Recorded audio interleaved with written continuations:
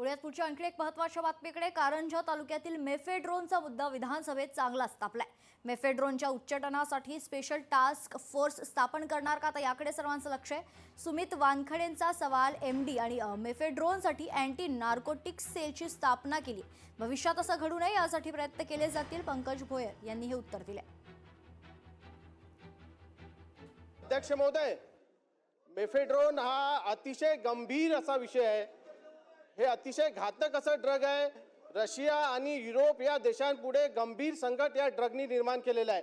अतिशय अडिक्टिव्ह असं ड्रग आहे। एकदा घेतलं की सायकोलॉजिकल इफेक्ट्स तरुणांमध्ये इतक्या मोठ्या प्रमाणात होतात की तो व्यक्ती परत आयुष्यात उठू शकत नाही। माननीय मंत्री महोदयांना माझी एवढीच विनंती आहे आणि इतकंच मागणं आहे की या मेफेड्रोनचं संकट जर आपल्याला घालवायचं असेल तर शासनातर्फे याच्या मेफेड्रोनच्या समूह उच्चाटनासाठी, त्याच्या पूर्ण माफियाचा बंदोबस्त करण्यासाठी स्पेशल टास्क फोर्स महाराष्ट्राच्या गृह विभागातर्फे स्थापन करण्यात येणार आहेत का, आणि त्या माध्यमातून हे जे काही केमिकल्स जे मॅन्युफॅक्चरिंगसाठी लागतात, बाहेर देशातून जे इम्पोर्ट करावे लागतात, त्याच्यावर बंदी आणण्यात येणार आहेत का, याचा खरेदी विक्रीचं पूर्ण मॉनिटरिंग करण्यात येणार आहेत का, आणि हे मेफेड्रोन कुठेही उत्पादन होऊ नये यासाठी काय सरकार कारवाई करणार आहेत, हा माझा सवाल आहे। इतक्या मोठ्या प्रमाणावर मेफेड्रोन हे ड्रग त्या ठिकाणी DRI या केंद्रीय संस्थेने त्या ठिकाणी हस्तगत केलं, त्या ठिकाणी कारवाई देखील करण्यात आली।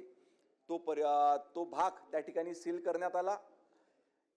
ड्रगवर विशेष करून मेफेड्रोन आणि MD या पद्धतीचे इतर ड्रग याच्यावर नियंत्रण ठेवण्याकरिता राज्य शासनाच्या वतीने अँटी नार्कोटिक सेलची स्थापना ऑलरेडी या ठिकाणी माननीय मुख्यमंत्री महोदयांच्या सूचनेनुसार करण्यात आलेली आहे।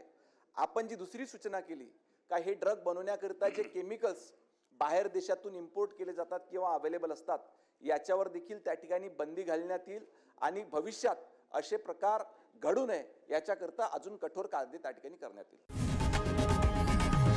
लोकशाही मराठी ऐका, पहा, जागरूक रहा।